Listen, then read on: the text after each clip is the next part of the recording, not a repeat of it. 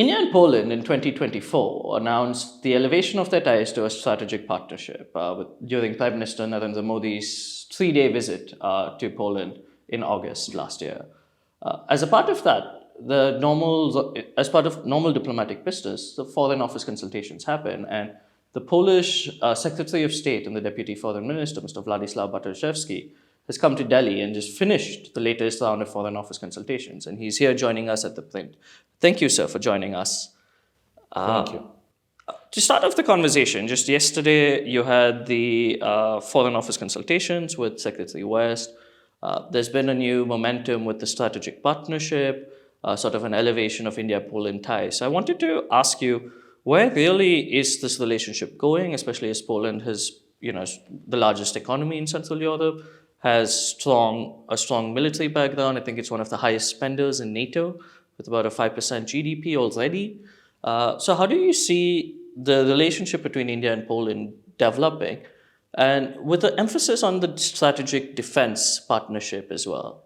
Well, the relationship is developing very, very well. First of all, we have had diplomatic relationship with India for 71 years. It is on the 70th anniversary that Prime Minister Modi came to Poland, the first Indian Prime Minister to visit Poland in 45 years. And we signed a strategic partnership and an action plan. So I came here to speak to my equivalent, Secretary West, CB George, about the action plan which we signed. In other words, check where we are and what we have to do. Because there's one thing to sign a good agreement and say, oh, we like each other, but then we have a specific issues in various fields. And these include, as you mentioned, defense and security, political relations, economic relations, meaning both trade and investments, cultural relations, educational exchanges, and everything else. And support in multilateral bodies, we support each other and so on. So we spent for about 3 hours yesterday discussing it, because it was the first such meeting, such political consultations between India and Poland for 3 years. So we decided we have to accelerate this process, because we have to put in practice what Prime Minister Modi signed with Prime Minister Tusk last year. So we had a very good talk, going from subject to subject, ticking off all boxes. Yes, we have we've agreed on some security and military cooperation. We expect Indian military to visit us, to visit our people in the field, to discuss specifics. That specifics include cooperation in production of arms, buying arms or selling arms, cooperation, which we already do. We do supply drones to India already, but we want to increase our cooperation in various spheres, also in cyber defense. So that's one thing. We also have an economic group who wants to bring companies, Polish companies to India and Indian companies to Poland to look. Of course, there are Indian companies in Poland already, largely in the IT sector. India's has about 9% receipts of GDP from the IT sector. In Poland, 7% of GDP comes from IT. So we are comparable in our interest in the sector. We've got absolute masses of people in this field. So we want to cooperate. There are some big Indian companies in IT already present in Poland, and we've got a couple here as well. So we want to develop that. We also talk about investments in green technologies. For instance, we do water purification in Mumbai, which not very many people in India know probably, as it's not visible. But we also have now setting up a Polish-Indian company in India in order to develop the coal because we are experts in deep underground coal mining. So we are bringing people, machinery, and setting up a company here. So it's an Indian-Polish venture, because you still have huge demand for that.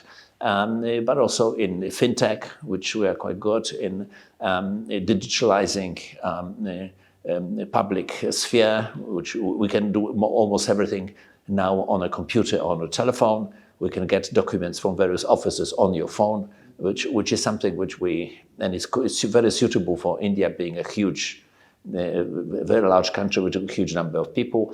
And you are very advanced in that as well. So anyway, these are the matters. We're also looking at exchanges. We've got about 5,000 students of India in Poland, but this is giving the size of India. This is not that many.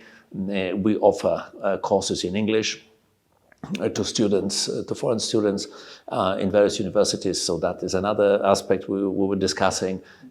Cultural exchanges. When Prime Minister Modi came, I had the honor and pleasure to accompany him from the minute he stepped down the stairs at the airport till the minute he went up the stairs at the airport.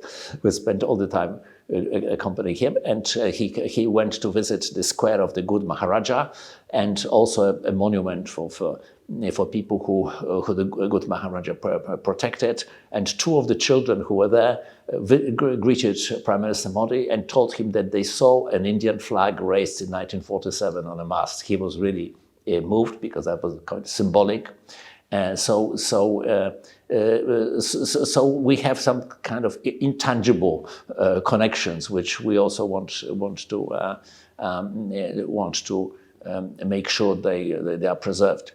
So that's I'm here very frequently. We are discussing the appearance of our Prime Minister Donald Tusk, who was invited to visit by Prime Minister Modi.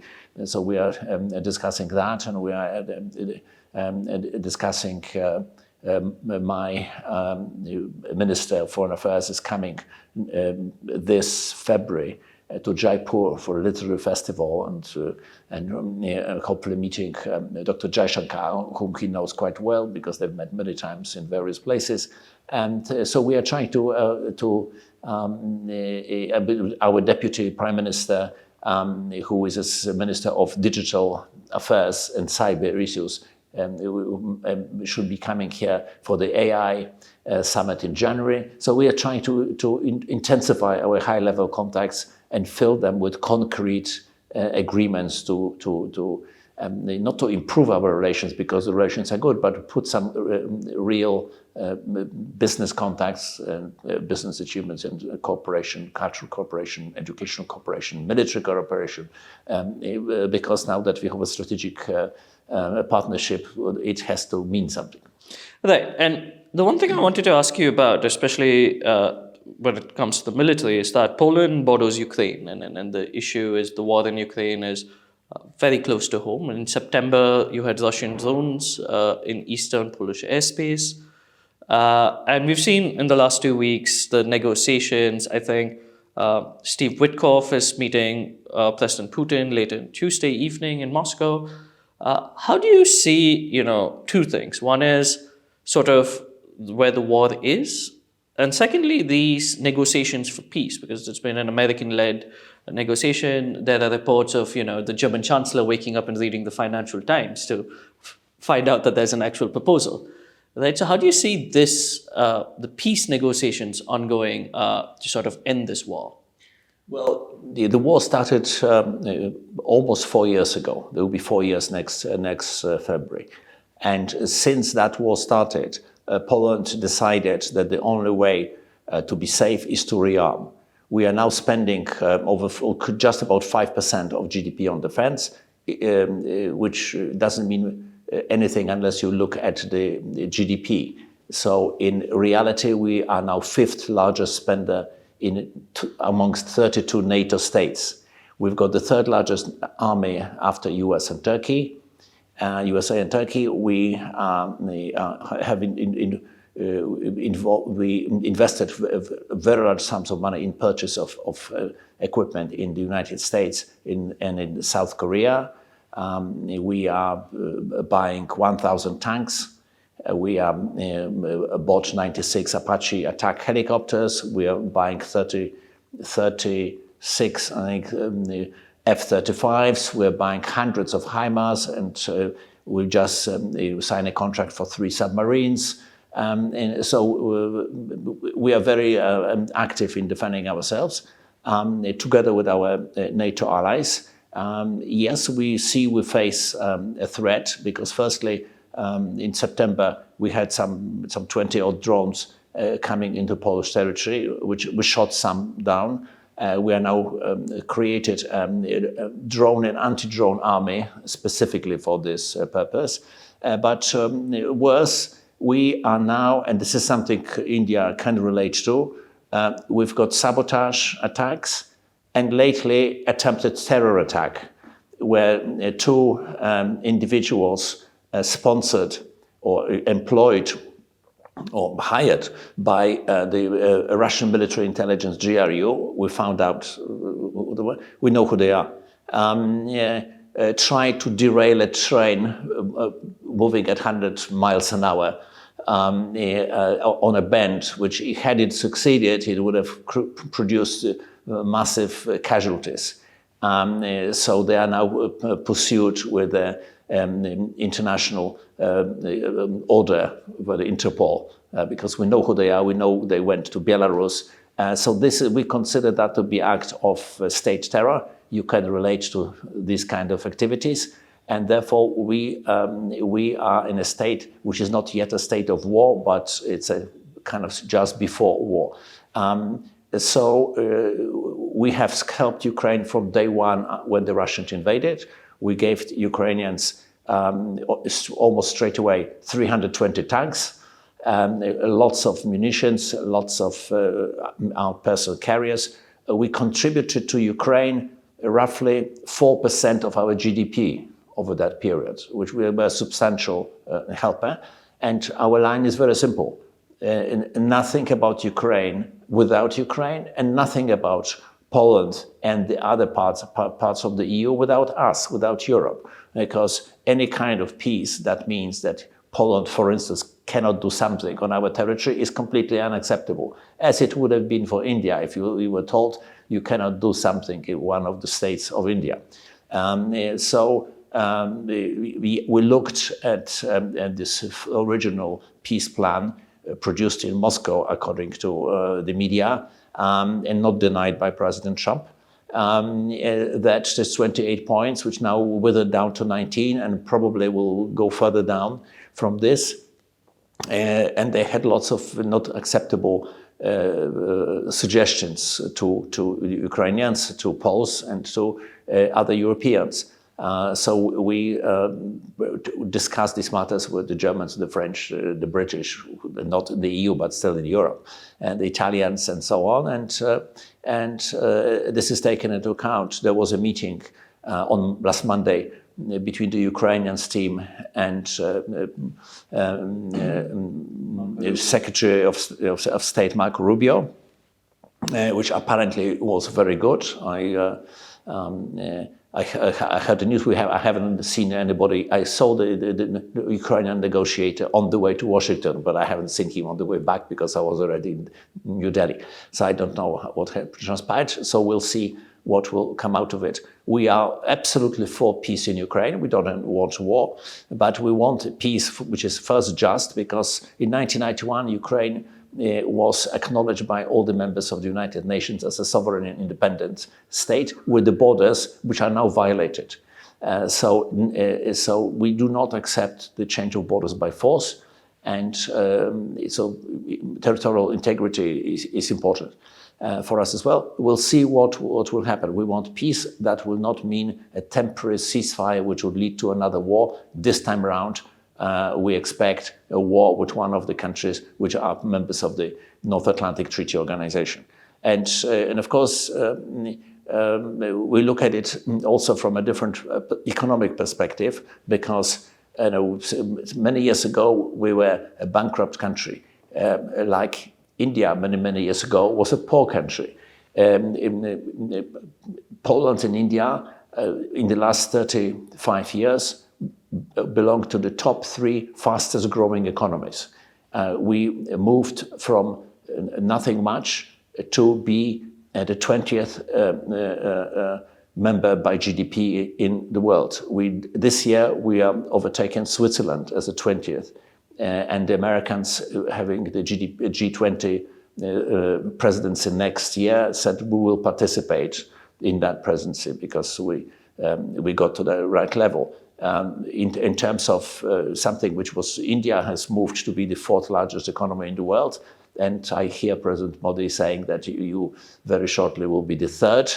I heard him say that, and I think by 2037, he said, he put a goal, and we, by GDP per person, adjusted to the purchasing power parity, at the end of this year, we will overtake Japan.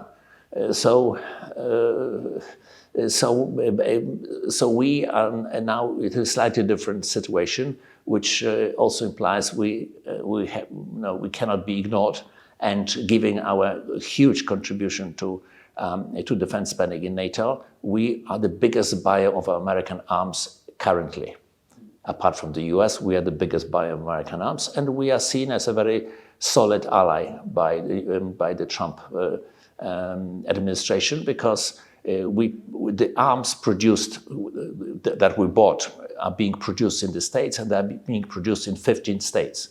That means 30 senators are interested, and dozens of congressmen are interested, and they said, yes, we are ally, and therefore we talk to the Americans, to Secretary Rubio, to Secretary Hexet, and others on a regular basis, and we think that our interests should be taken account during these peace negotiations. Right, and I just wanted to ask you a little bit, because you're here days ahead of President Putin's state visit, and in the early days of the war, the EU had a position that India should be doing more, and of course the positions have calibrated, evolved over the almost 4 years. Have you raised any concerns with India, over its ties with Russia? What are the sort of discussions around that? Well, India has a policy of being so non-aligned. In other words, keeping distance from major powers and engaging with major powers, which translates in talking to Russia. But last year, India bought 36% of its weapons from Russia, and the rest from the United States, France, and even Poland. So there is India keeps a distance and it is a state policy for you. So we are trying to provide arguments to India to keep Russia at a certain distance too, because they do commit crimes in Ukraine. And we notice that, and every time we talk frankly to the Indian friends about this, and also keep in mind that the country which allows Russia to continue the war, the only country which allows Russia to continue the war is China.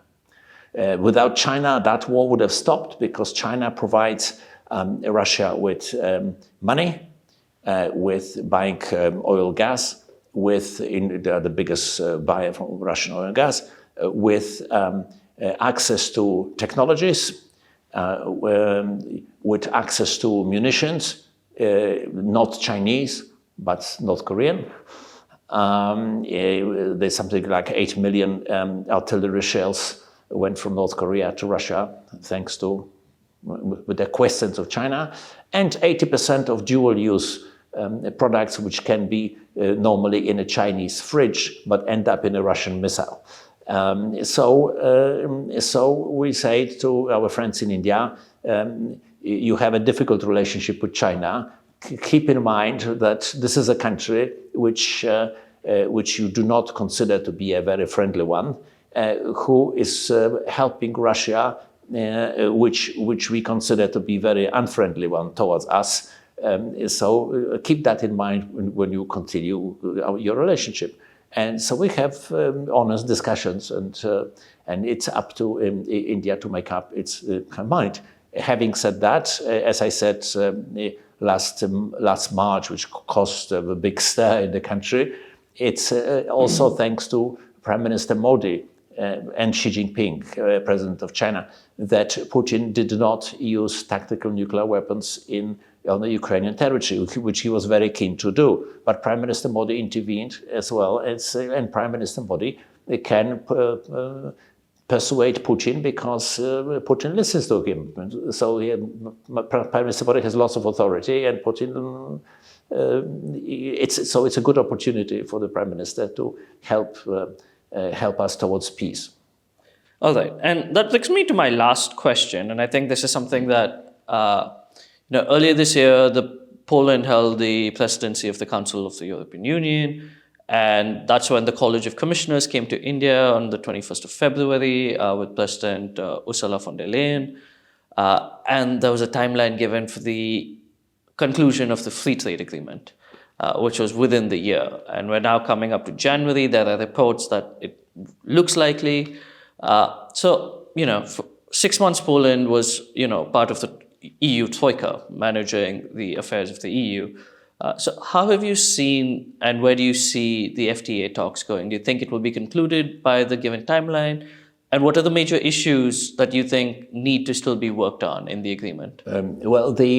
Yes, we had a rotating presidency for 6 months, and we managed to persuade other 26 states to accept our main theme, and that theme was security. Military security, energy security, food security. Because we in Poland are net exporters of food, and we don't want to depend. I remember India in the 60s or 70s depended on foreign food. Now we thankfully are completely self-sufficient, and we are exporter as well.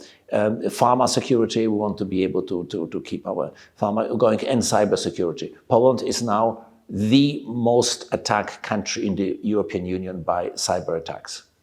And it's not on the military, it's all the government. It's attacked on water supplies, energy supplies, and so civilian critical infrastructure. Yes, we think we benefit greatly from having an FTA between the European Union and India.